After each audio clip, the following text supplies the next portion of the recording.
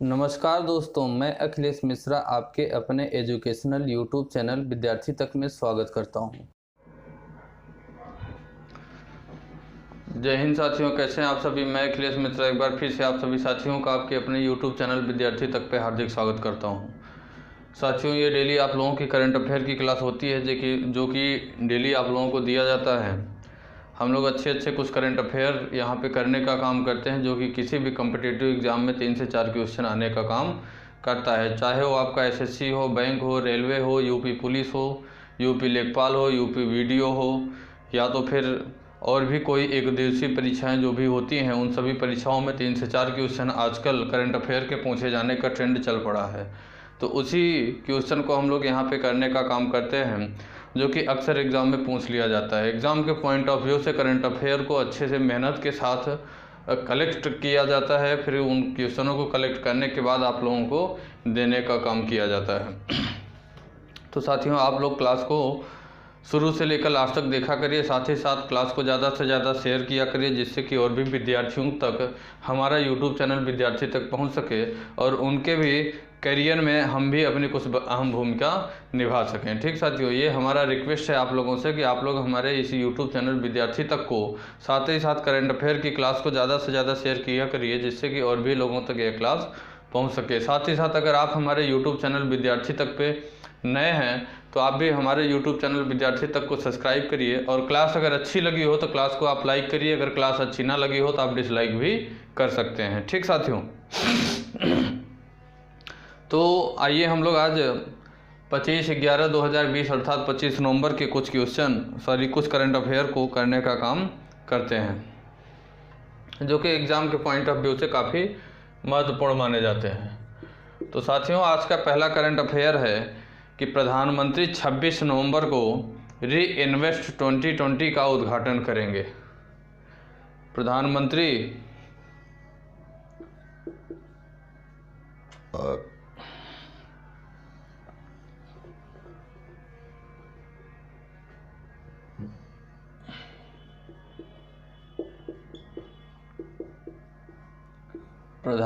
26 नवंबर को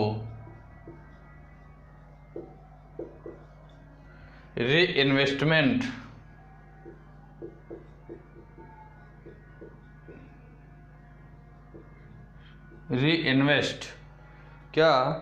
इन्वेस्ट 2020 का उद्घाटन करेंगे।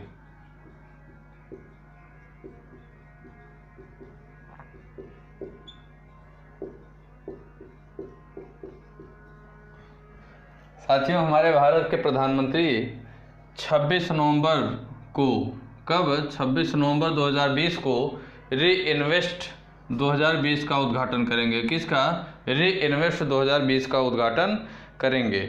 साथियों, प्रधानमंत्री श्री नरेंद्र मोदी जी 26 नवंबर 2020 को 26 नवंबर 2020 को शाम 5:30 बजे तीसरे वैश्विक नवीकरणीय ऊर्जा निवेश बैठक, कौन सी?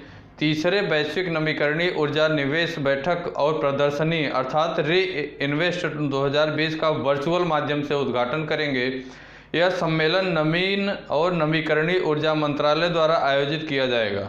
यह जो सम्मेलन आयोजित किया जा रहा है, यह सम्मेलन नवीन और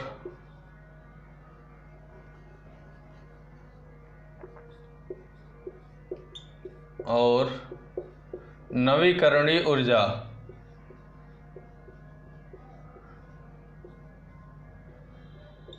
मंत्रालय द्वारा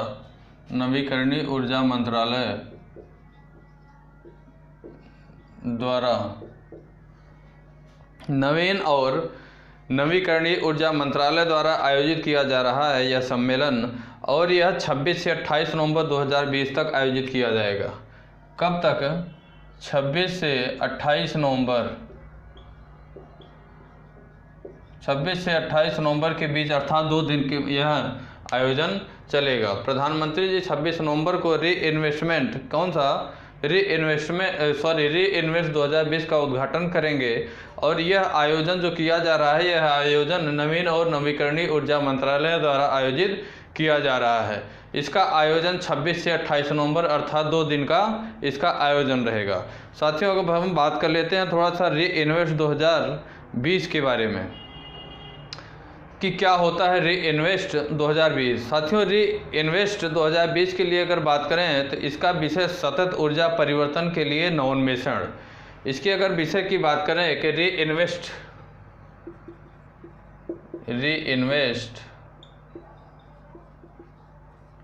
2020 का मुख्य का विषय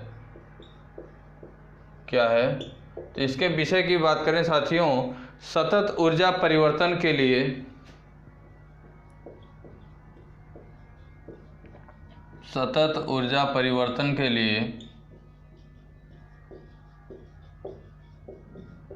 नवोन्मेषण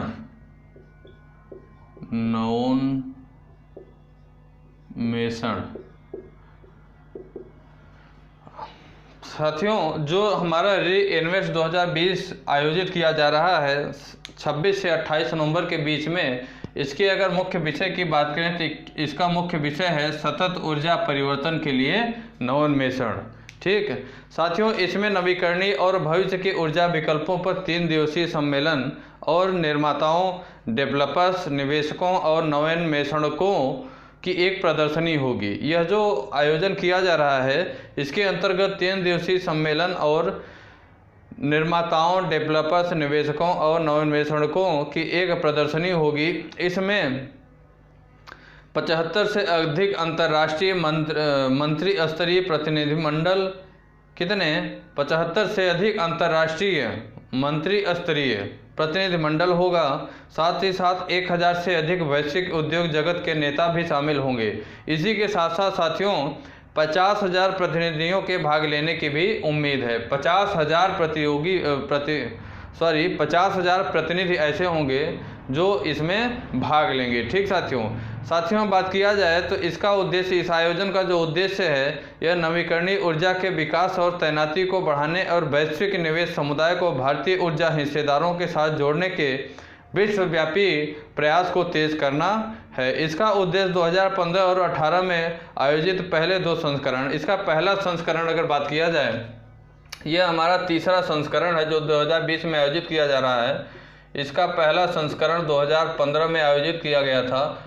साथ ही साथ इसका दूसरा संस्करण 2018 में आयोजित किया गया था।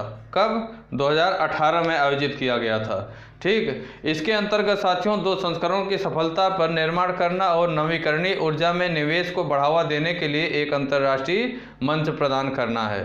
क्या है? एक अंतर्राष्ट्रीय मंच प्रदान करना इसका मुख्य उद्देश्य है। ठीक साथियों, हमारे भारत के प्रधानमंत्री नरेंद्र मोदी जी, कौन? भारत के प्रधानमंत्री नरेंद्र मोदी जी 26 नवंबर को, कब? 26 नवंबर को री इन्वेस्ट 2020 का उद्घाटन करेंगे। किसका? री इन्वेस्ट 2020 का उद्घाटन करेंगे। यह आयोजन 26 से 28 के बीच किया जाएगा। कब से कब तक? 26 से 28 के बीच इसका आयोजन किया जाएगा। इसमें कई देश ऐसे होंगे जो शामिल होंगे इसके अंतर्गत।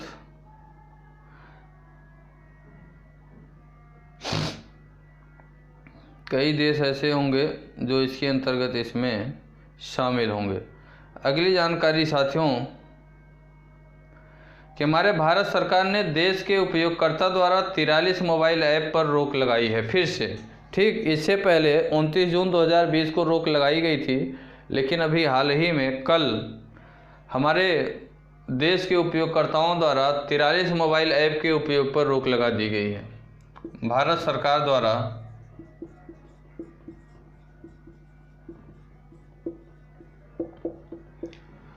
भारत सरकार द्वारा 24 नवंबर को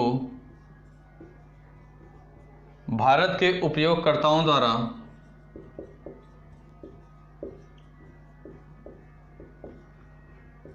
उपयोगकर्ताओं द्वारा 43 चीनी ऐप्स 43 चीनी ऐप पर प्रतिबंध लगा दिया गया।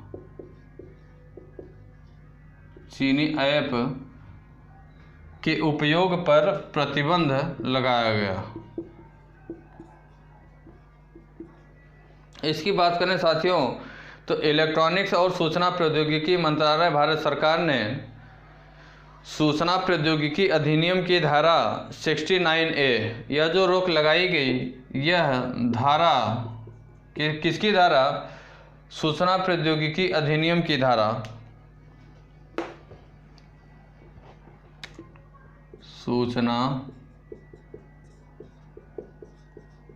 प्रौद्योगिकी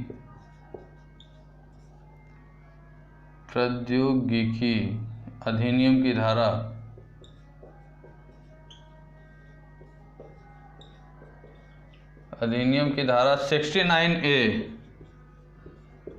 69A के अंतर्गत एक आदेश जारी किया जिसके तहत 43 मोबाइल ऐप तक पहुंच पर रोक लगाई गई। यह कार्रवाई प्राप्त इनपुट के आधार पर की गई है। इनपुट के अनुसार ये ऐप ऐसी गतिविधियों में संलग्न है जो भारत की संप्रभुता और अखंडता, देश की रक्षा, देश की सुरक्षा और सार्वजनिक व्यवस्था के लिए नुकसानदेह साबित हो सकते हैं। इलेक्ट्रॉनिक्स और सूचना प्रौद्योगिकी मंत्रालय ने भारतीय साइबर अपराध समन्वय केंद्र, गृह मंत्रालय से प्राप्त व्यापक रिपोर्ट के आधार पर भारत में उपयोगकर्ताओं द्वारा इन ऐप्स तक पहुंच को अवरुद्ध करने का आदेश जारी किया गया। किसके द्वारा आदेश जारी किया गया? भारतीय साइबर अपराध समन्वय केंद्र, गृह मंत्रालय से प्राप्त जो रिपोर्ट आई है, इसके बाद हमारे जो है भारत में 43 चीनी मोबाइल ऐप को उपयोग से अवरुद्ध कर दिया गया। अगर बात करें साथियों तो इससे पहले 29 जून 2020 को भारत सरकार ने 59 मोबाइल ऐप तक पहुंच को अवरुद्ध किया था। कब? 29 जून 2020 को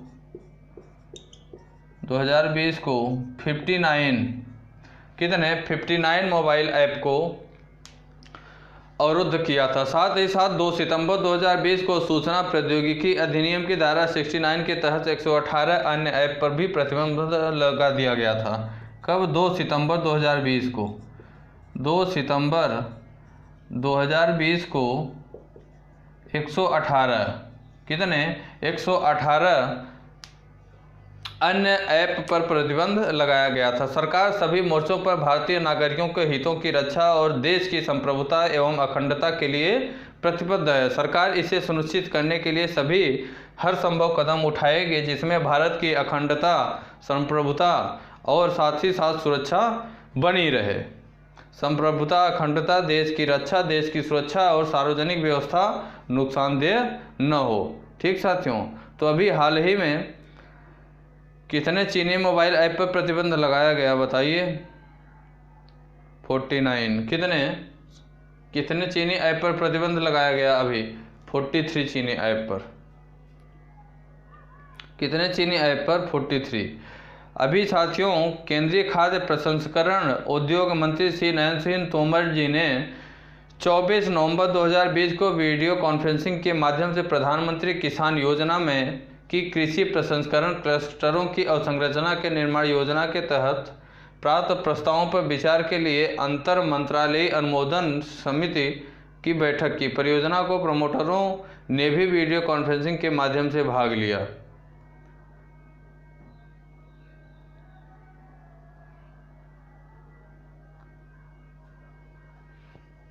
किसके लिए? किसान योजना की कृषि प्रसंस्करण क्लस्टर के लिए। ठीक साथियों, अगली बात करें अगर साथियों हम लोग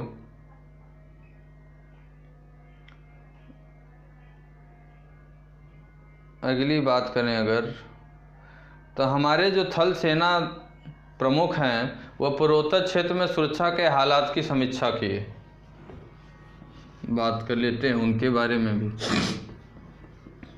जनरल मनोज मुकुंद नरवणे थल सेना प्रमुख हमारे कौन हैं? जनरल मनोज मुकुंद नरवणे जी।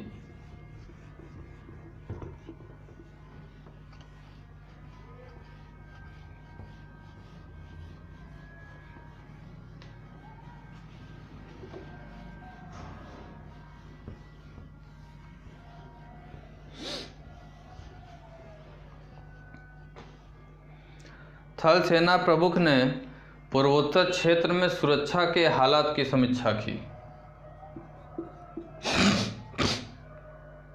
दीमापुर में, कहाँ? दीमापुर में 24 नवंबर 2020 को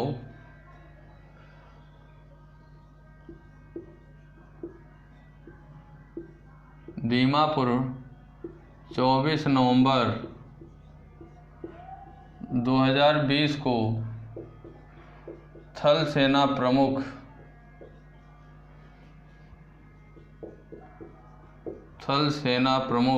जनरल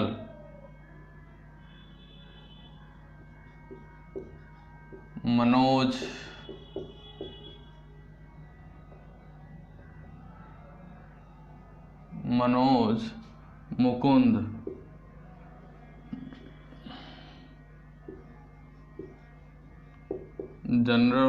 मुकुंद नरवणे थल सेना प्रमुख जनरल मनोज मुकुंद नरवणे पूर्वोत्तर क्षेत्र में सुरक्षा की स्थितियों की समीक्षा की। पूर्वोत्तर क्षेत्र में सुरक्षा की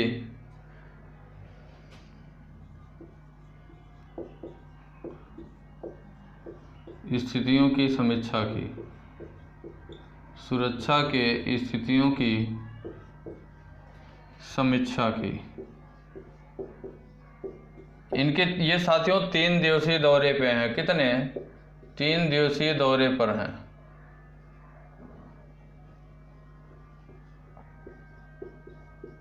तीन दिवसीय दौरे पे ये हैं। कौन? जनरल मनोज मुकुंद नरवणे जी। ये साथियों 3 दिवसीय यात्रा पर 23 नवंबर 2020 सोमवार को 3 दिन की यात्रा पर नागालैंड के दीमापुर में पहुंचे थे। कहाँ? 23 नवंबर 2020 को 3 दिवसीय दौरे पर नागालैंड के दीमापुर में पहुंचे थे जनरल मनोज मुकुंद नरवणे, थल सेना प्रमुख। ये साथियों सुरक्षा की स्थितियों की समीक्षा के लिए निकले थे। दीमापुर पहुंचने पर सेना प्रमुख को पूर्वी कमान के general officers commanding lieutenant general Anil Chauhan और स्पीयर कोर के general officer commanding lieutenant general RP Kalita द्वारा उत्तरी सीमाओं पर परिचालन संबंधी तैयारी और असम, नागालैंड, मणिपुर और अरुणाचल प्रदेश के आंतरिक क्षेत्र में परिचालन के संबंध में जानकारी प्रदान की। थल सेना प्रमुख को नागा शांति वार्ता की प्रगति के बारे में भी बताया गया। कौन सी प्रगति? नागा शांति वार्ता की प्रगति के बारे में भी बताया गया। साथ ही साथ साथियों सेना प्रमुख जनरल मनोज मुकुंद नरवणे ने 24 नवंबर को नागालैंड और मणिपुर में सेना और असम राइफल के मुख्यालय का भ्रमण भी किया, मैदानी स्थितियों का प्रत्यक्ष आकलन किया। साथ ही साथ उन्होंने दूरस्थ क्षेत्रों में तैनात सेना के जवानों से विस्तृत चर्चा की तथा उनकी परिचालन संबंधी तैयारी, मनोबल और उनके जनहितैषी अभियानों की सराहना की। साथ ही साथ साथियों बात करें तो बाद में शाम को जनरल मनोज मुकुंद नरवणे ने नागालैंड के राज्यपाल महामहिम श्री RN रवि और मुख्यमंत्री नेफ्यूरियो से मुलाकात की और राज्य में सुरक्षा के हालात के संबंध में चर्चा की तथा उन्होंने राज्य में शांति व्यवस्था बनाए रखने के साथ ही भारत म्यांमार सीमा की सुरक्षा सुनिश्चित करने के लिए सेना और असम राइफल्स के पूर्ण समर्थन का आश्वासन भी दिया। अब अगर अगली बात करें तो सेना प्रमुख 25 नवंबर 2020 को नई दिल्ली वापस लौटने के पूर्व कोहिमा में निराश्रित बच्चों के लिए नई आवासीय सुरक्षा का उद्घाटन करेंगे। सेना प्रमुख 25 नवंबर 2020 को सेना प्रमुख जनरल मनोज मुकुंद नरवणे, जनरल मनोज मुकुंद नरवणे जी 25 नवंबर 2020 को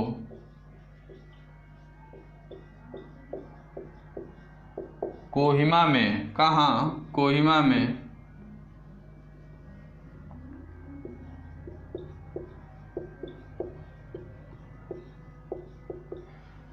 में निराश्रित बच्चों के लिए, निराश्रित जिसका कोई आश्रित नहीं है, निराश्रित बच्चों के लिए,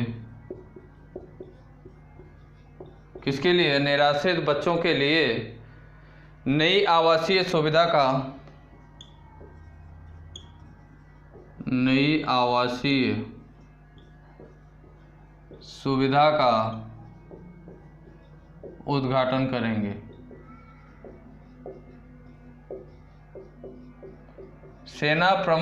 थल सेना प्रमुख जनरल मनोज मुकुंद नरवणे जी कब 25 नवंबर 2020 को, कब 25 नवंबर 2020 को कहाँ, कोहिमा में, किसके लिए, निराश्रित बच्चों के लिए, निराश्रित बच्चों के लिए नई आवासीय सुविधा का उद्घाटन करेंगे। कौन सी नई आवासीय सुविधा का उद्घाटन करेंगे? इस सुविधा का संचालन असम राइफल्स के द्वारा किया जाएगा। ये जो सुविधा नई आवासीय सुविधा है, इसका संचालन असम राइफल्स के द्वारा किया जाएगा। सेना द्वारा समाज के सभी वर्गों के विकास और उन्हें समान अवसर उपलब्ध कराने की दिशा में योगदान के प्रयासों के तहत इस सुविधा का निर्माण किया जा रहा है। किसके तहत? समान अवसर उपलब्ध कराने की दिशा में योगदान के प्रयास के तहत यह निर्माण किया गया साथियों। ठीक, अगली बात करें साथियों, अगली जानकारी की बात करें।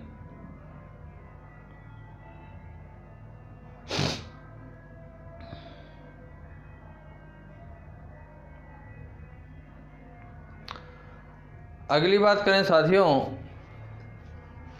तो राष्ट्रपति 80वें राष्ट्रपति, हमारे भारत के राष्ट्रपति रामनाथ कोविंद। कौन? रामनाथ कोविंद, गोविंद मत समझिएगा, कोविंद। ठीक, कैसे कबूतर वाला कोविंद। हमारे राष्ट्रपति 80वें अखिल भारतीय पीठासीन अधिकारी सम्मेलन, अखिल भारतीय पीठासीन अधिकारी सम्मेलन, पीठासीन अधिकारी सम्मेलन,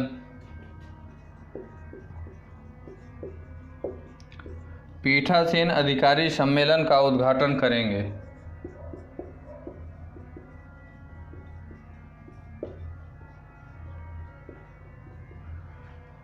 राष्ट्रपति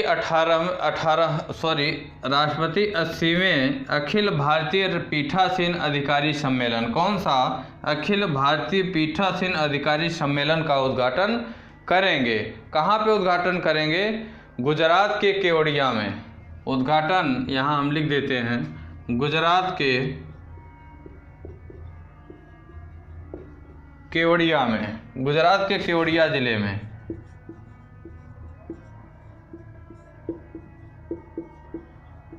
गुजरात के केवड़िया जिले में हमारे भारत के राष्ट्रपति 80वें अखिल भारतीय पीठासीन अधिकारी सम्मेलन का उद्घाटन करेंगे।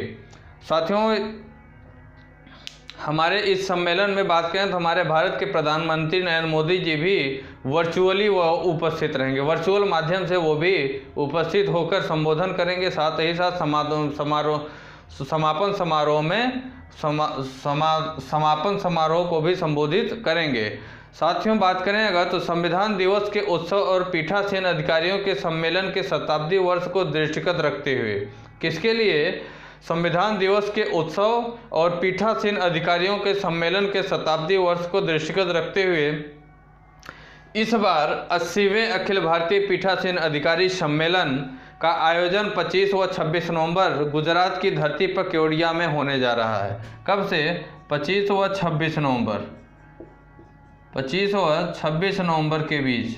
ठीक साथियों, इसका जो आयोजन है, इसका आयोजन 25 व 26 नवंबर को गुजरात की धरती पर केवड़िया पर होने वाला है। आज गांधीनगर में आयोजित पत्रकार परिषद में लोकसभा के अध्यक्ष श्री ओम बिरला ने यह जानकारी दी। यह जानकारी जो है 24 नवंबर को हमारे जो लोकसभा के अध्यक्ष श्री ओम बिरला जी हैं, यह जानकारी पत्रकार परिषद में जो आयोजित हुआ था गांधीनगर में, पत्रकार परिषद लोकसभा के श्री अध्यक्ष ओम बिरला जी ने यह जानकारी दी। ओम बिरला ने कहा कि 80वें अखिल भारतीय पीठासीन अधिकारी सम्मेलन का उद्घाटन माननीय राष्ट्रपति श्री रामनाथ कोविंद जी दिनांक 25 नवंबर 2020 को प्रातः 11 बजे करेंगे।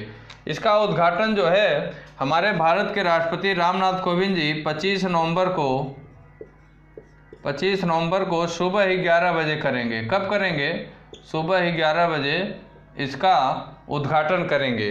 साथ ही साथ साथियों, कार्यक्रम के राज्यसभा के उप सभापति तथा माननीय उपराष्ट्रपति श्री मान वेंकैया नायडू जी भी उपस्थित रहेंगे।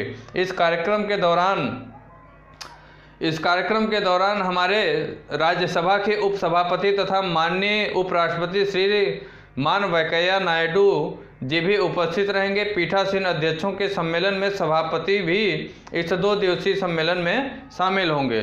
साथ ही साथ साथियों, अगर बात करें कि और कौन कौन लोग शामिल होंगे, तो इसमें गुजरात के माननीय राज्यपाल आचार्य देवव्रत, माननीय मुख्यमंत्री श्री विजय रूपाणी जी सहित कई गणमान्य अतिथि भी इस सम्मेलन में शिरकत करेंगे। सम्मेलन में देश की सभी विधानसभाओं और विधान परिषदों के पीठासीन अधिकारियों को भी आमंत्रित किया गया है। यह जो सम्मेलन किया जा रहा है, उद्घाटन किया जाएगा, इस सम्मेलन में देश के सभी विधानसभा और विधान परिषद के पीठासीन अधिकारियों को भी आमंत्रित किया गया है। 27 विधानसभाओं व विधान परिषदों के पीठासीन अधिकारियों की सम्मेलन में भाग लेने की पुष्टि भी हो चुकी है। अर्थात 27 विधानसभा व विधान परिषद के पीठासीन अधिकारी के सम्मेलन में भाग लेने की पुष्टि कन्फर्म हो चुकी है, मतलब कन्फर्म हो चुका है कि वो सम्मेलन में भाग लेंगे। साथ ही साथ सम्मेलन में सभी राज्यों के विधानमंडल के सचिव तथा अन्य उच्च अधिकारी के भी सम्मिलित होने की भी संभावना है। कई उच्च अधिकारी भी सम्मिलित होंगे। अगली बात करें साथियों, तो गुजरात की धरती पर यह पावन भूमि है जहां भारत को गुलामी की जंजीरों से आज़ाद करवाने वाले भारत माता के महान सपूत महात्मा गांधी जी का जन्म हुआ था। महात्मा गांधी जी का यहीं पे जन्म हुआ था। कहाँ? गुजरात में। 550 से अधिक रियासतों में बंट देश को एक राष्ट्र बनाने वाले लौह पुरुष सरदार वल्लभ भाई पटेल का जन्म भी गुजरात में ही हुआ था। ठीक साथियों, इस वजह से यह कार्यक्रम यहाँ पे आयोजित किया जा रहा है। ठीक साथियों, कौन सा कार्यक्रम? 80वें अखिल भारतीय पीठासीन अधिकारी सम्मेलन का उद्घाटन 25 नवंबर को सुबह 11 बजे हमारे भारत के राष्ट्रपति श्री रामनाथ कोविंद जी करेंगे। यह जो आयोजन चलेगा, यह सम्मेलन, यह 25 और 26 नवंबर 2 दिन इसका आयोजन चलेगा। ठीक साथियों, इस आयोजन में जो है, यह आयोजन गुजरात के केवड़िया जिले में होगा। इस आयोजन में हमारे भारत के प्रधानमंत्री भी वर्चुअली माध्यम से उपस्थित होंगे। कौन से माध्यम में? वर्चुअली माध्यम में हमारे भारत के प्रधानमंत्री भी इसमें उपस्थित होंगे। अगली जानकारी की बात करें साथियों, अगर हम लोग यहाँ पे गुजरात की बात कर रहे हैं तो गुजरात के बारे में थोड़ा चर्चा कर लें कि गुजरात की राजधानी गांधीनगर, गुजरात की राजधानी की बात करें तो गांधीनगर, यहाँ का सबसे बड़ा शहर जो है, सबसे बड़ा शहर अहमदाबाद। कौन सा? अहमदाबाद। साथ ही साथ साथियों, गुजरात में टोटल जिलों की बात करें, डिस्ट्रिक्ट की, तो टोटल जिले 33 अर्थात 33 टोटल ज़िले हैं। यहाँ के साथियों राजभाषा की बात करें तो यहाँ की राजभाषा गुजराती है। गुजरात राज्य की राजभाषा गुजराती है। उसके साथ साथ अगर बात करें यहाँ का गठन गुजरात राज्य का, तो 1 मई गठन की बात करें गुजरात का, तो 1 मई 1960 को, 1 मई 1960 को गुजरात राज्य का गठन किया गया। राज्यपाल मैंने आपसे बताया कि आचार्य देवव्रत जी गुजरात राज्य के राज्यपाल तथा मुख्यमंत्री की बात करें तो विजय रूपाणी जी यहाँ के मुख्यमंत्री हैं। और अगर साथियों यहाँ पे देखा जाए तो यहाँ पे विधानसभा, राज्यसभा और लोकसभा सीटों की बात करें तो विधानसभा की 182 सीट है और साथ ही साथ अगर राज्यसभा की बात करें तो 11 सीट, राज्यसभा की 11 सीट, और साथियों विधानसभा, राज्यसभा, लोकसभा की बात करें तो 26 सीट। लोकसभा की 26 सीटें हैं।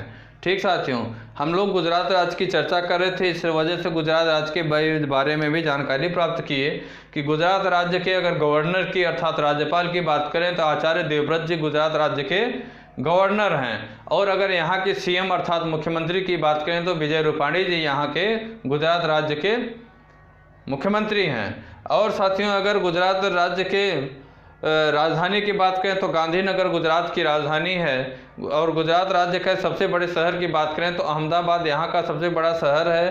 साथ ही साथ गुजरात राज्य में जिलों की संख्या 33 है। और गुजरात राज्य के अगर ऑफिशियल लैंग्वेज अर्थात राजभाषा की बात करें तो गुजराती यहाँ की राजभाषा है। गुजरात राज्य के गठन की बात करें तो 1 मई 1960 को गुजरात राज्य का गठन किया गया।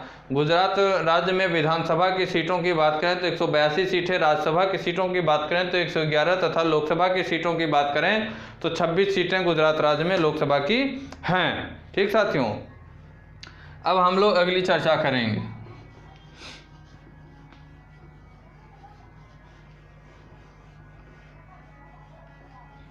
महत्वपूर्ण करंट अफेयर का कलेक्शन किया जाता है, उसके बाद आप लोगों तक पहुंचाया जाता है।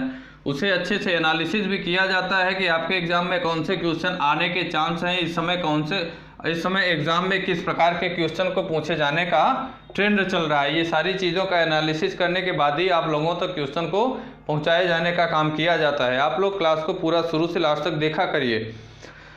अगली बात करें साथियों, तो अगली जानकारी है कि वह कौन सा राज्य है जिसके पूर्व मुख्यमंत्री तरुण गोगोई का 23 नवंबर 2020 को निधन हो गया। तो साथियों, असम राज्य के पूर्व मुख्यमंत्री तरुण गोगोई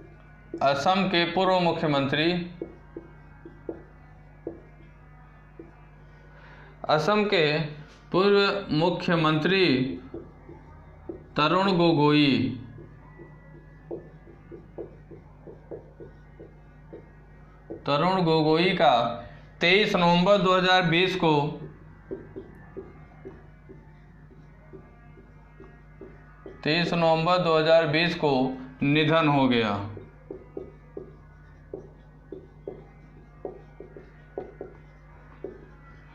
साथियों, असम के पूर्व मुख्यमंत्री तरुण गोगोई जी का 23 नवंबर 2020 को निधन हो गया। अब अगर साथियों बात करें तरुण गोगोई जी की, तो तरुण गोगोई जी साल 2001 से साल 2016 तक असम के मुख्यमंत्री रहे, जो कि असम राज्य के अभी तक सबसे ज़्यादा मुख्यमंत्रियों को कार्यकाल की बात करें तो सबसे ज़्यादा कार्यकाल इन्हीं का रहा है। किसका? तरुण गोगोई जी का। ये 2001 से 2016 तक असम के मुख्यमंत्री रहे। 2001 से 2016 तक असम के मुख्यमंत्री रहे।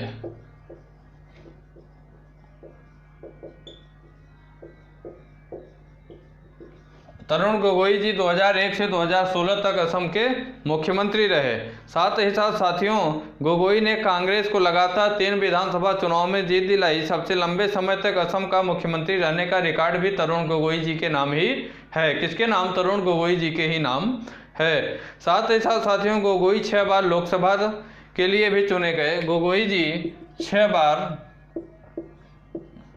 लोकसभा के लिए भी चुने गए। ठीक, तरुण जी 6 बार लोकसभा के लिए चुने गए। साथ ही साथ वे 1971 से 1985 तक 3 बार जोरहट से सांसद भी रहे हैं। कब से कब तक? 1971 से 1985 तक।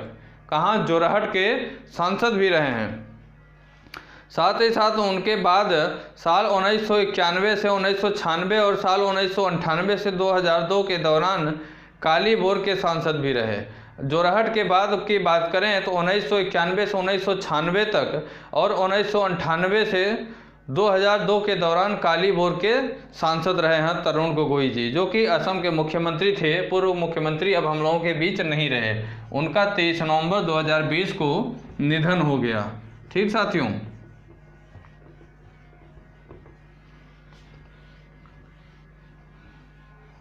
ये यहाँ पे इस प्रकार से आपसे क्वेश्चन पूछेगा कि अभी हाल ही में ऐसे कौन से राज्य के मुख्यमंत्री हैं जिनकी मृत्यु हुई है, या तो फिर आपसे पूछेगा कि अभी हाल ही में किस राज्य के मुख्यमंत्री तरुण गोगोई जी का, या तो आपसे पूछेगा कि किस राज्य के मुख्यमंत्री तरुण गोगोई जी हैं जिनका 23 नवंबर 2020 को निधन हो गया, तो आपको यहाँ असम राज्य देना पड़ेगा। ठीक, अगर आपसे पूछेगा कि असम के पूर्व मुख्यमंत्री तरुण गोगोई जी जिनका निधन 23 नवंबर 2020 को हुआ है, वो कितनी बार लोकसभा में पहुँचे हैं, लोकसभा में कितनी बार पहुँचे हैं।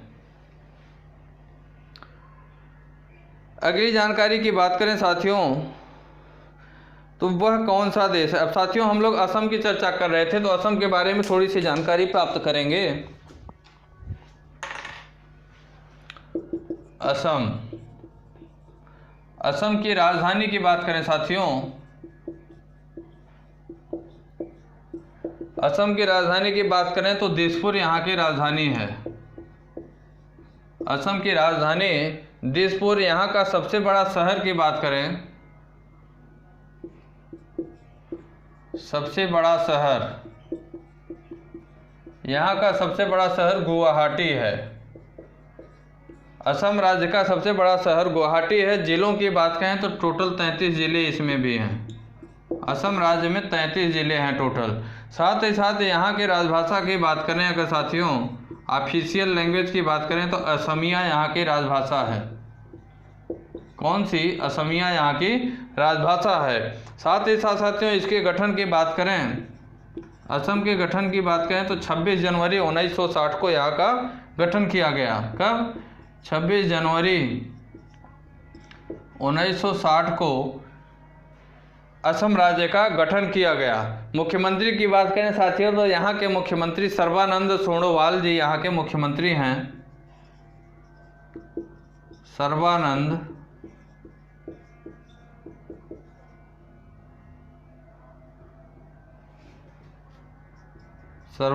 सोनोवाल।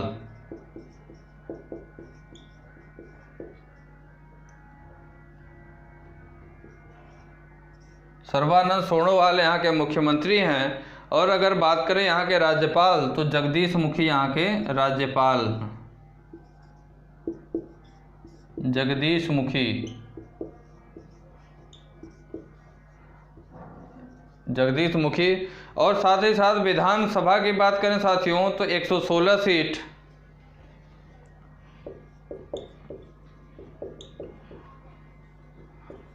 विधानसभा की 116 सीट, राज्यसभा की 7 सीट और लोकसभा की बात करें अगर, लोकसभा की 14 सीट। हम लोग असम राज्य की बात कर रहे हैं तो असम राज्य में साथियों हम लोग असम राज्य की राजधानी की बात करें तो असम राज्य की राजधानी क्या होगी? दिसपुर होगी। और यहाँ के अगर सबसे बड़े शहर की बात करें, कहाँ के? असम के, तो असम का सबसे बड़ा शहर गुवाहाटी होगा। साथ ही साथ अगर इसके ज़िलों की बात करें कि असम राज्य में टोटल कितने ज़िले हैं, तो असम राज्य में कुल 33 ज़िले हैं। यहाँ की ऑफिशियल लैंग्वेज की बात करें तो असमिया यहाँ की ऑफिशियल अर्थात राजभाषा यहाँ की असम है, असमिया। साथ ही साथ असम राज्य के गठन की बात करें तो 26 जनवरी 1960 को असम राज्य का गठन किया गया। असम राज्य के मुख्यमंत्री की बात करें तो सर्बानंद सोनोवाल यहाँ के मुख्यमंत्री हैं। और राज्यपाल की बात करें तो जगदीश मुखी जी यहाँ के राज्यपाल हैं। साथ ही साथ साथियों अगर असम राज्य के विधानसभा सीटों की बात करें तो 116 सीटें, राज्यसभा की 7 सीटें और लोकसभा की कितनी सीटें? लोकसभा की 14 सीटें। ठीक साथियों, अब अगली जानकारी हम लोग लेते हैं।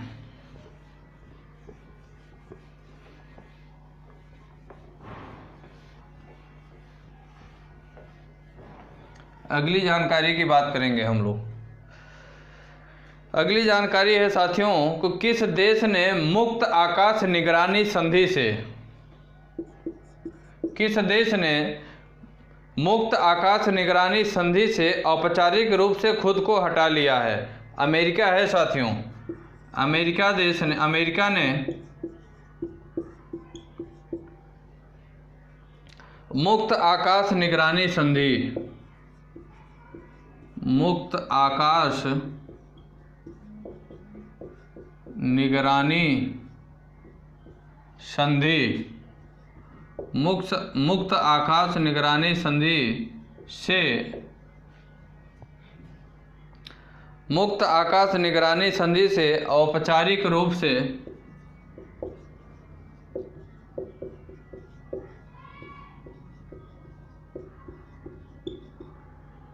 अपने को हटा लिया है।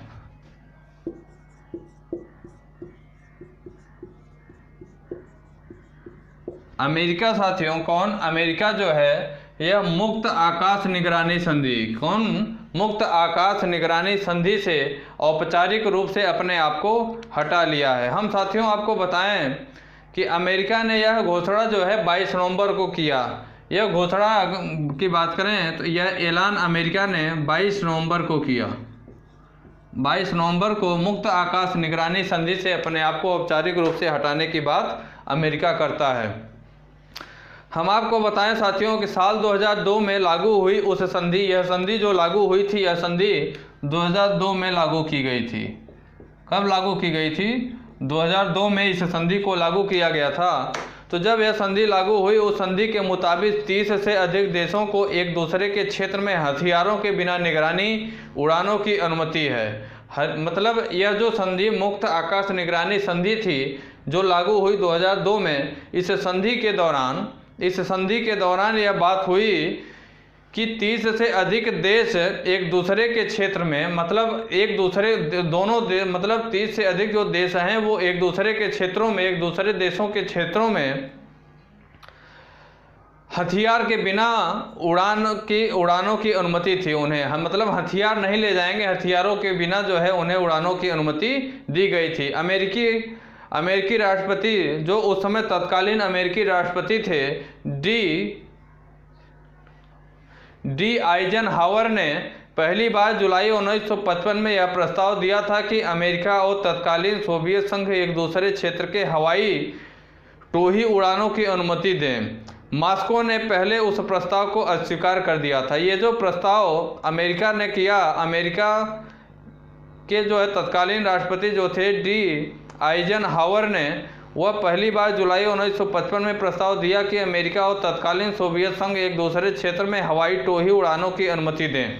मॉस्को ने पहले इस प्रस्ताव को अस्वीकार कर दिया था, लेकिन राष्ट्रपति जॉर्ज H.W. बुश ने, जो बाद के राष्ट्रपति थे जॉर्ज H.W. बुश ने मई 1989 में फिर से यह प्रस्ताव किया और जनवरी 2002 में यह संधि लागू कर ली गई। ठीक साथियों, यह जो हमारी मुक्त आकाश निगरानी संधि थी, इसमें यह बात थी कि 30 से अधिक देश एक दूसरे के क्षेत्रों में हथियारों के बिना निगरानी उड़ानों की अनुमति दे दी गई थी। इससे जो है अमेरिका औपचारिक रूप से अपने आप को बाहर कर लिया है। अमेरिका अब इस संधि का सदस्य नहीं है, इस संधि में नहीं है अमेरिका। अगली बात करें साथियों, तो अगली जानकारी है कि वह कौन सा राज्य है जिसने महा आवास योजना नामक एक नई ग्रामीण आवास परियोजना शुरू की है। कौन सी? महा आवास योजना। तो साथियों महाराष्ट्र राज्य ने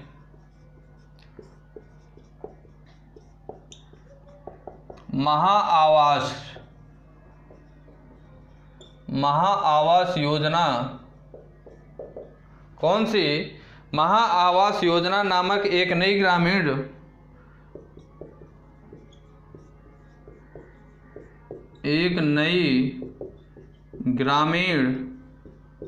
आवास योजना, ग्रामीण आवासीय परियोजना शुरू की है।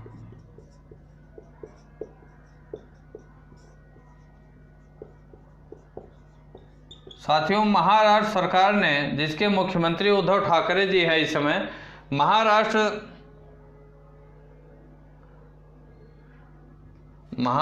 राज्य ने साथियों, महाराष्ट्र राज्य ने महा आवास योजना, कौन सी? महाराष्ट्र राज्य ने महा आवास योजना नामक एक नई ग्रामीण आवासीय योजना की शुरुआत की है। ठीक साथियों, बात करें अगर, तो यह भारत का सबसे अमीर राज्य है। जो हमारा महाराष्ट्र है, महाराष्ट्र भारत का सबसे बड़ा अमीर राज्य है। इसे आर्थिक राजधानी भी कहा जाता है। क्या कहा जाता है? भारत की आर्थिक राजधानी की जब बात आती है तो महाराष्ट्र को कहा जाता है।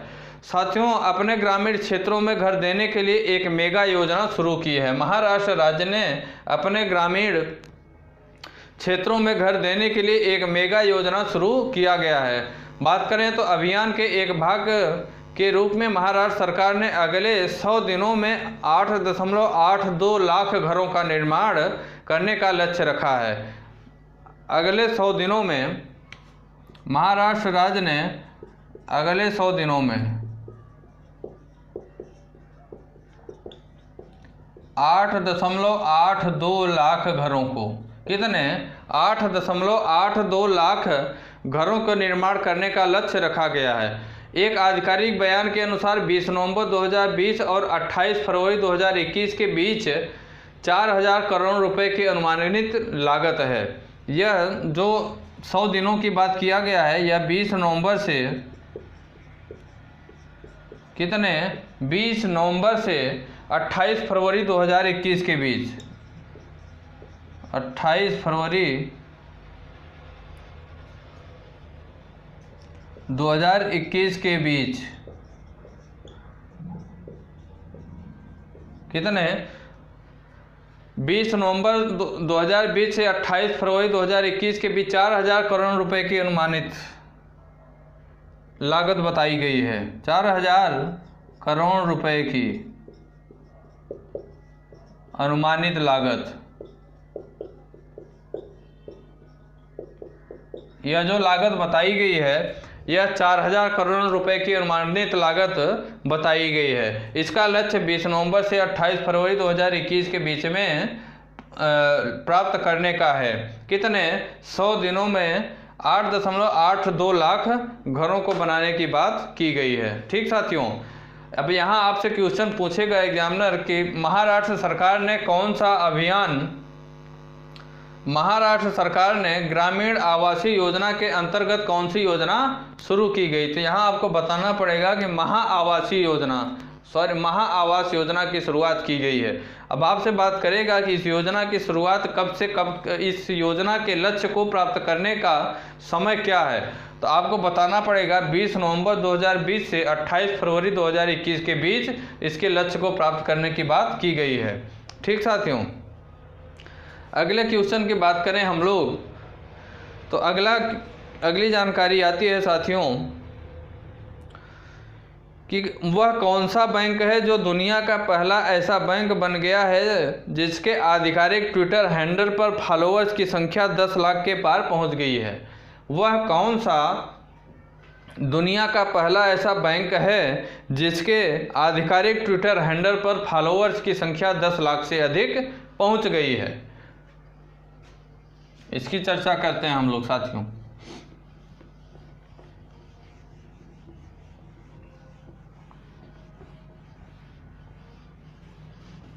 सारी चीज़ें आप लोग अपनी नोटबुक में लिखा करिए और रिवीजन में बहुत हेल्प मिलेगी।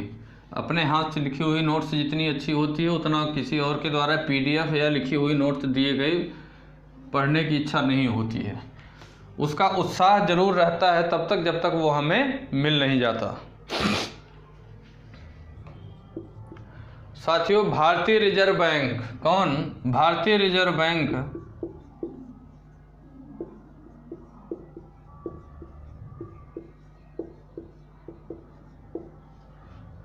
भारतीय रिजर्व बैंक पहला ऐसा बैंक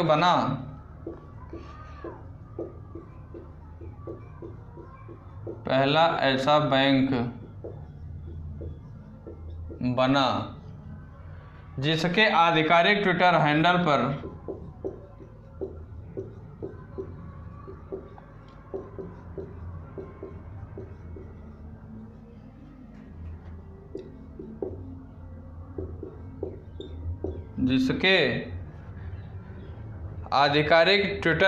पर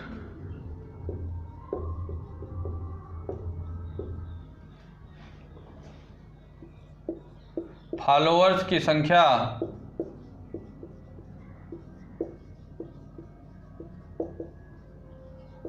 10 लाख से अधिक पहुंच गई है।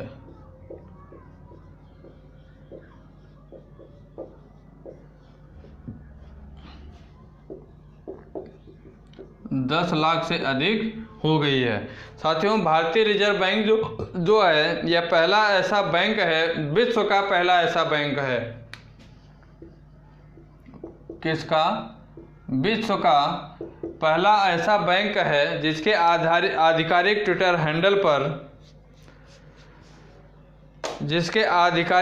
हैंडल पर फॉलोअर्स की संख्या 10 लाख से अधिक पहुंच गई है। साथियों, अगर इस सूची में बात करें तो इस सूची में दूसरे स्थान पर मैक्सिको का केंद्रीय बैंक है। कौन? मैक्सिको का। ये पहले स्थान पे भारतीय रिजर्व बैंक है जो अपना है भारत का। दूसरे स्थान पे मैक्सिको का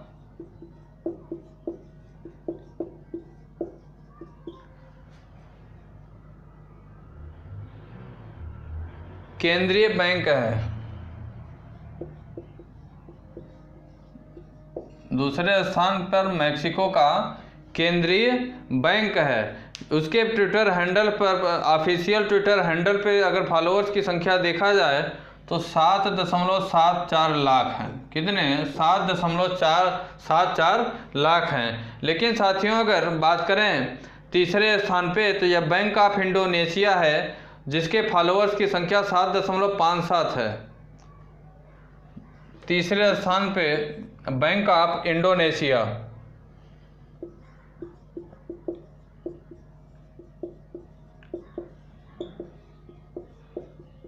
बैंक ऑफ इंडोनेशिया है जिसके फॉलोअर्स की संख्या की बात करें तो 7.57 लाख है। कितने? 7.57 लाख हैं। साथियों, अगर चौथे स्थान की बात करें तो फेडरल रिजर्व बैंक चौथे स्थान पे है। फेडरल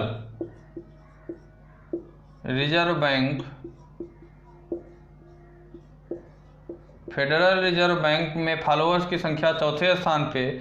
और साथ ही साथ अगर पांचवें स्थान की बात करें तो यूरोपीय केंद्रीय बैंक पांचवें स्थान पे है। कौन? यूरोपीय केंद्रीय बैंक। यूरोपीय केंद्रीय बैंक जिसे शॉर्ट में ECB भी कहते हैं। ECB, ठीक है। यूरोपीय केंद्रीय बैंक पांचवें स्थान पे। साथियों, भारतीय रिजर्व बैंक विश्व का पहला ऐसा बैंक बना जिसके आधिकारिक ट्विटर हैंडल पर फॉलोअर्स की संख्या 10 लाख है। अब एग्जामिनर आपसे यहाँ क्वेश्चन पूछेगा कि विश्व का वह कौन सा बैंक है जिसके आधिकारिक ट्विटर हैंडल पर फॉलोअर्स की संख्या सबसे अधिक है, तो यहाँ आपको आंसर देना होगा भारतीय रिजर्व बैंक। या तो आपसे पूछ लेगा कि भारतीय रिजर्व बैंक वह विश्व का पहला ऐसा बैंक है जिसके फॉलोअर्स की संख्या सबसे अधिक है, वह कितनी है? तो 10 लाख से अधिक माना जाएगा। ठीक साथियों, 10 लाख से अधिक फॉलोअर्स की संख्या है।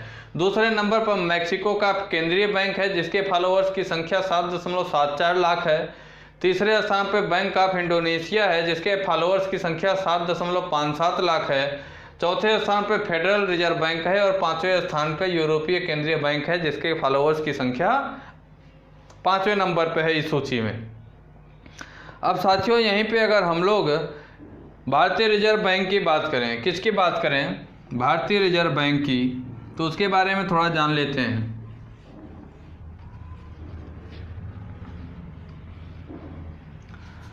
भारतीय रिजर्व बैंक के गवर्नर की बात करें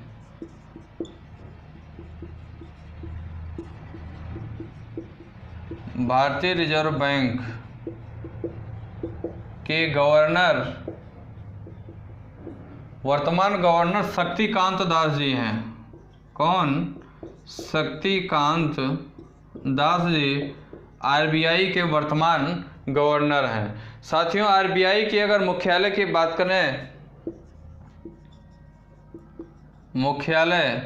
इसका मुख्यालय मुंबई अर्थात महाराष्ट्र में है। मुंबई, महाराष्ट्र। RBI का मुख्यालय मुंबई महाराष्ट्र में है। इसकी स्थापना की बात करें साथियों तो यह 1 अप्रैल 1935 की इसकी स्थापना हुई। 1 अप्रैल ब्रिटिश लोगों ने इसकी स्थापना किया। 1 अप्रैल ब्रिटिश के कार्यकाल में 1 अप्रैल 1935 में इसकी स्थापना की गई। किसके अंतर्गत? Reserve bank of India act 1935 के द्वारा। Reserve bank of India reserve bank of India act 1935 के अंतर्गत इसकी स्थापना की गई। किसकी? भारतीय रिजर्व बैंक की। अगर साथियों इसकी बात करें मुद्रा की, तो इसकी मुद्रा जो है भारतीय रुपया इसकी मुद्रा है, भारतीय मुद्रा। भारतीय मुद्रा इसकी मुद्रा है। साथियों अगर बात करें तो इसका प्रारंभिक जो कार्यालय था वह कलकत्ता में था, फिर बाद में इसे 1937 में अस्थायी रूप से बॉम्बे में स्थापित किया गया। इसका जो प्रारंभिक कार्यालय था, प्रारंभिक कार्यालय ब्रिटिश कार्यकाल में कहाँ पे था? कलकत्ता में था। फिर बाद में 1937 में इसका मुख्यालय जो है अस्थायी रूप से बॉम्बे में बना दिया गया, ठीक, जिसे अब हम लोग मुंबई महाराष्ट्र कहते हैं। साथियों अगर इसके राष्ट्रीयकरण की बात किया जाए तो इसका राष्ट्रीयकरण 1 जनवरी 1949 को इसका राष्ट्रीयकरण किया गया। कब किया गया इसका राष्ट्रीयकरण? भारतीय रिजर्व बैंक का राष्ट्रीयकरण 1 जनवरी 1949 को इसका राष्ट्रीयकरण किया गया। कब? 1 जनवरी 1949 को इसका राष्ट्रीयकरण किया गया। किसका? भारतीय रिजर्व बैंक का। 1 जनवरी 1949 को राष्ट्रीयकरण किया गया भारतीय रिजर्व बैंक का। ठीक साथियों, अब अगली जानकारी की बात करें हम लोग।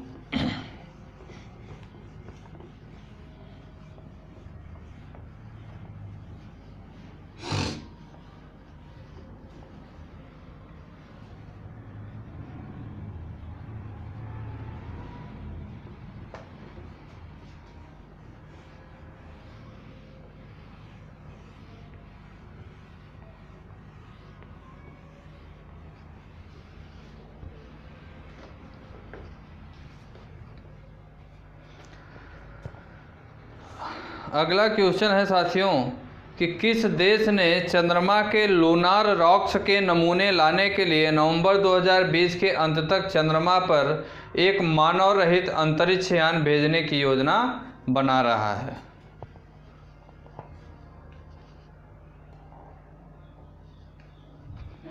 साथियों वह कौन सा देश है? क्या है? हम लोग जल्दी से कर लेते हैं, टाइम ज़्यादा हो रहा है। किस देश ने, अर्थात चीन ने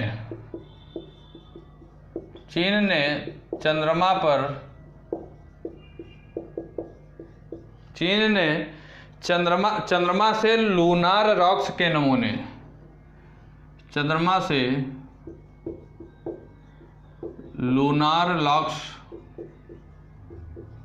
के नमूने, किसके? लूनार रॉक्स के नमूने लाने के लिए नवंबर 2020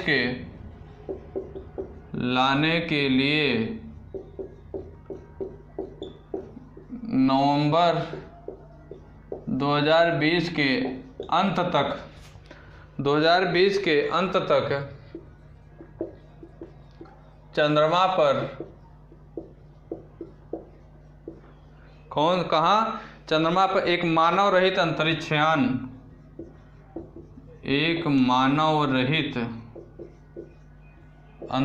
यान, भेजने की योजना बना रहा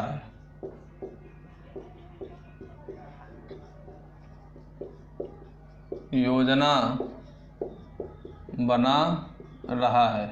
साथियों चीन चंद्रमा पर लूनार रॉक्स, कौन से? लूनार रॉक्स के नमूने लाने के लिए कब? नवंबर 2020 के अंत तक एक मानव रहित अंतरिक्ष यान, कौन सा? मानव रहित अंतरिक्ष यान भेजने की योजना बना रहा है। साथियों अगर बात करें तो पृथ्वी के उपग्रह चंद्रमा से लूनार रॉक्स के नमूने लाने के लिए चीन नवंबर 2020 के अंत तक चंद्रमा पर एक मानव रहित अंतरिक्ष यान जिसका नाम है चाई-E5 प्रो की योजना बना रहा है। इस अंतरिक्ष यान के अगर नाम की बात करें तो इसका नाम क्या है? चांग-E5 प्रो। Chang'e 5 probe. क्या नाम है?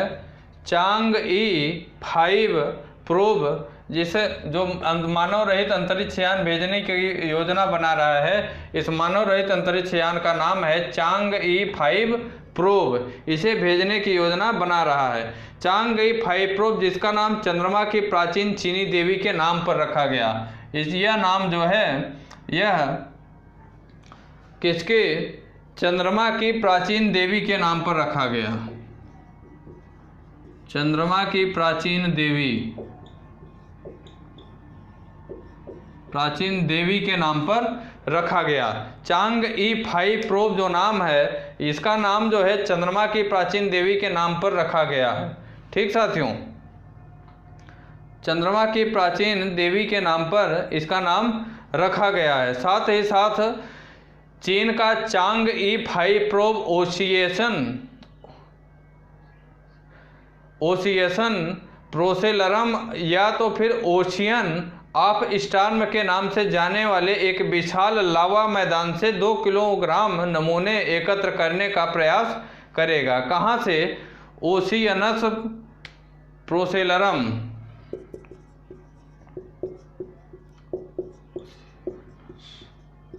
कहाँ से? ओशियनस प्रोसेलरम, या तो फिर अगर इसे कह दें तो इसे कहते हैं ocean of storm. Ocean of storm, ocean of storm. ये जो चीन Chang'e 5 प्रोब, कहाँ? Chang'e 5 प्रोब ओशियनस प्रोसेलरम या तो ओशियन ऑफ स्टॉर्म के नाम से जाने वाले एक विशाल लावा मैदान से, स्टॉर्म के विशाल लावा मैदान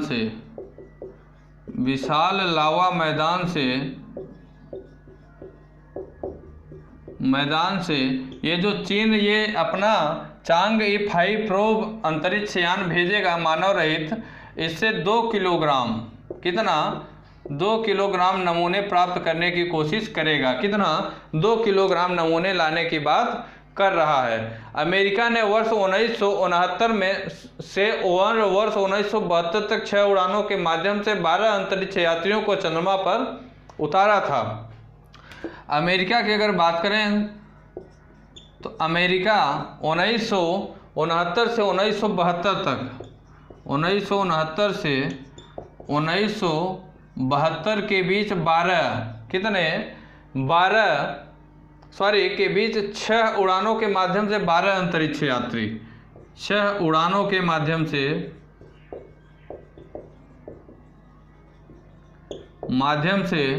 12 अंतरिक्ष यात्री को 12 अंतरिक्ष यात्रियों को चंद्रमा पर उतारा था। कहाँ? चंद्रमा पर उतारा था। अमेरिका की अगर बात करें साथियों तो अमेरिका 1969 से 1972 के बीच 6 उड़ानें चंद्रमा पर भेजा था, जिसके माध्यम से 12 अंतरिक्ष यात्रियों को चंद्रमा पर उतारने का काम किया गया था, जो कि 382 किलोग्राम चट्टाने व मिट्टी वापस लेके आए थे। कितने? 382 किलोग्राम मिट्टी व चट्टान चंद्रमा से पृथ्वी पर वापस लेके आए थे। अमेरिका जो है यह 1969 से 1972 के बीच जो 6 उड़ानें चंद्रमा पर भेजा था, जिसमें 12 अंतरिक्ष यात्रियों को उतारने का काम किया था। उस दौरान अमेरिका ने 382 किलोग्राम मिट्टी व चट्टानों को चंद्रमा से नीचे जमीन पर पृथ्वी पर लेके आने का काम किया गया था। ठीक साथियों, ये हमारी कुछ जानकारी थी, महत्वपूर्ण करंट अफेयर को हम लोग यहाँ पे करने का काम किए। साथियों, क्लास कैसी लगी ये अपनी प्रतिक्रिया कमेंट बॉक्स में कमेंट करके आप अपनी ज़रूर दीजिएगा। क्लास कैसी लगी यह अपनी प्रतिक्रिया कमेंट बॉक्स में कमेंट करके ज़रूर दीजिएगा। साथ ही साथ क्लास अगर अच्छी लगी हो तो क्लास को आप लोग लाइक करिएगा और ज़्यादा से ज़्यादा शेयर करिएगा, जिससे कि और भी विद्यार्थियों तक आपका YouTube चैनल विद्यार्थी तक पहुंच सके और उन विद्यार्थियों के भी करियर में अपना कुछ योगदान दे सके। ठीक साथियों, साथ ही साथ अगर आप हमारे YouTube चैनल विद्यार्थी तक पे नए हैं तो आप भी हमारे YouTube चैनल विद्यार्थी तक को सब्सक्राइब करने का कष्ट करें। ठीक साथियों, ठीक है, तो फिर क्लास को यहीं पे ओवर करते हैं। बाकी आपके अपने YouTube चैनल विद्यार्थी तक पे UP TET, C TET and super TET के लिए भी कुछ कक्षाएं दी जा रही हैं। सी टेट का जो एग्ज़ाम 31 जनवरी 2021 को आयोजित किया जाना अभी सुनिश्चित हुआ है, तो उसको टारगेट करते हुए सिलेक्शन बैच को लॉन्च किया गया है, जिसकी कक्षाएं निःशुल्क आपके ही यूट्यूब चैनल विद्यार्थी तक पे बिल्कुल डीपली सिलेबस को अच्छे से एनालिसिस करने के बाद वहाँ पे दिया जा रहा है। तो वहाँ से भी आप लोग क्लासों को देख सकते हैं। ठीक साथियों, तो ठीक है, फिर क्लास को ओवर करते हैं। जय हिंद, जय भारत। दोस्तों, अगर आप हमारे YouTube चैनल विद्यार्थी तक पे नए हैं तो लाइक करें, सब्सक्राइब करें और बेल आइकन को दबाना ना भूलें। धन्यवाद।